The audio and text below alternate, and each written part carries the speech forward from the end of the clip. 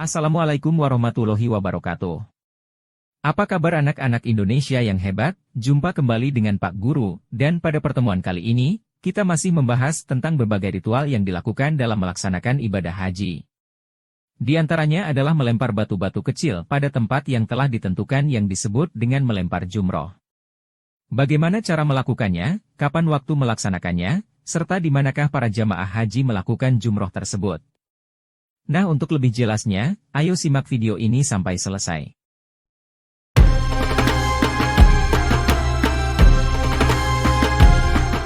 Anak-anakku sekalian yang Pak Guru banggakan, melempar jumroh adalah salah satu wajib haji yang harus dilakukan. Bagi jamaah haji yang tidak melontar jumroh selama 3 hari di Mina, dia wajib membayar dam dengan menyembelih seekor kambing. Kalau tidak mampu melakukannya, berpuasa 10 hari, 3 hari di tanah suci dan 7 hari di tanah air. Kalau hal tersebut juga tidak mampu, maka memberi makan beberapa orang miskin dengan nilai 10 mud, nilai puasa 1 hari sama dengan 1 mud. Ada 3 tempat untuk melempar jumroh di Mina. Ketiga-tiganya ditandai dengan tugu atau tembok memanjang dan di bawahnya ada kubangan tempat jatuhnya batu.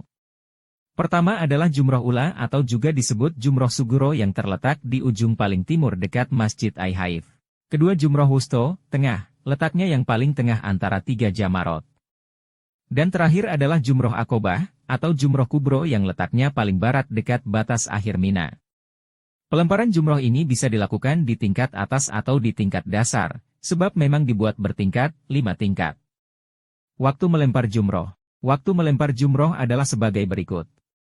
1. Pada tanggal 10 Dzulhijjah, pelemparan hanya pada Jumroh Aqobah atau Jumroh Kubro, dengan 7 batu kerikil, satu persatu. Disunahkan dengan bacaan doa. Waktu melempar yang afdol adalah mulai dari waktu fajar sampai waktu tergelincirnya matahari pada Hari Raya Idul Adha. Tetapi karena banyaknya jamaah yang ingin melempar pada saat-saat tersebut dan berdesak-desakan sehingga berbahaya bagi keselamatan jiwa, maka diperbolehkan untuk melempar Jumroh Aqobah ini sampai subuh pagi hari tanggal 11 Dzulhijjah. 2 tanggal 11, 12, dan 13 Dzulhijjah. Pelemparan dilakukan untuk ketiga-tiganya, dimulai dari ujung paling timur, yaitu Jumroh Ula atau Sugro, kemudian Jumroh Wusto, dan berakhir pada Jumroh Aqobah atau Jumroh Kubro, di ujung paling barat. Masing-masing jumroh dengan 7 kerikil dengan melempar satu persatu. Waktu melempar yang afdol dimulai dari saat tergelincirnya matahari sampai tenggelamnya. Karena sesuatu hal boleh dilakukan pada malam hari sampai karena ada halangan, maka semua pelemparan jamarot tersebut bisa dilakukan pada tanggal 13 Dzulhijjah, sebelum tenggelamnya matahari. Cara melempar jumroh. Untuk melaksanakan kewajiban melempar jamarot, harus memperhatikan hal-hal sebagai berikut. 1. Pelemparan dilakukan dengan 7 kali pelemparan, masing-masing dengan 1 batu kerikil, pada setiap jamarot atau tembok. 2. Batu-batu tersebut tidak harus mengenai tembok, tetapi sudah cukup dengan jatuhnya batu tersebut ke dalam kubangan yang mengelilingi tembok. 3. Harus tertib dan urut.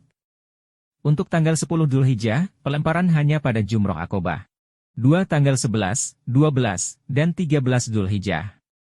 Pelemparan harus dimulai secara urut dari Jumroh Wiyah, kemudian Jumroh Wusto, lalu berakhir pada Jumroh Aqobah.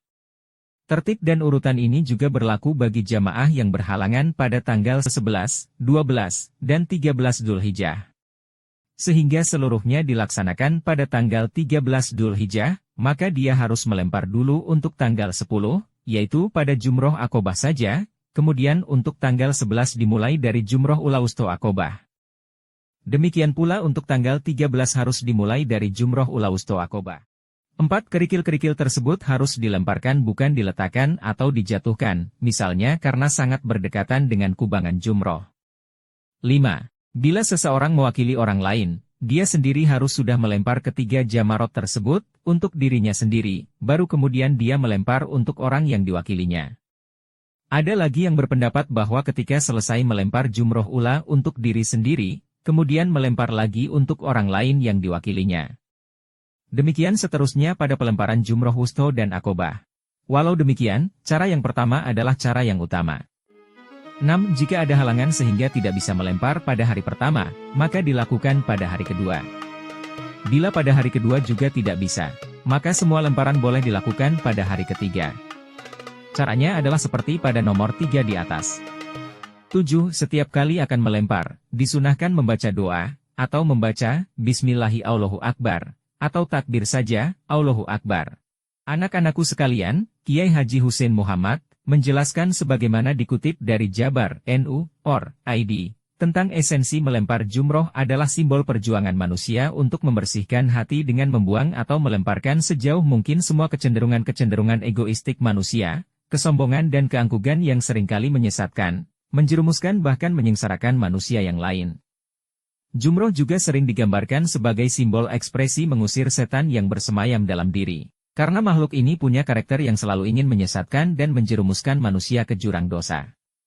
Setan adalah simbol semua karakter buruk dan jahat yang ada dan merasuk ke dalam kehidupan manusia.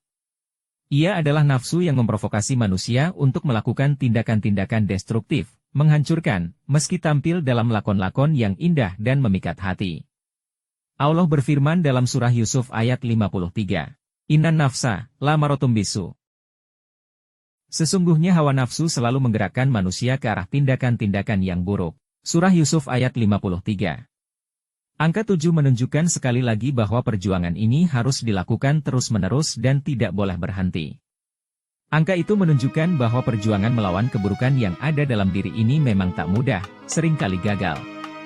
Ini karena dalam diri manusia ada kecenderungan untuk terus-menerus melampiaskan nafsunya secara tak terkendali dan acap kali diarahkan untuk menghancurkan kemanusiaan. Dan perjuangan melawan diri sendiri, amatlah sulit. Nabi Muhammad SAW menyatakan bahwa, perjuangan ini jauh lebih berat dan lebih besar daripada perjuangan melawan musuh nyata.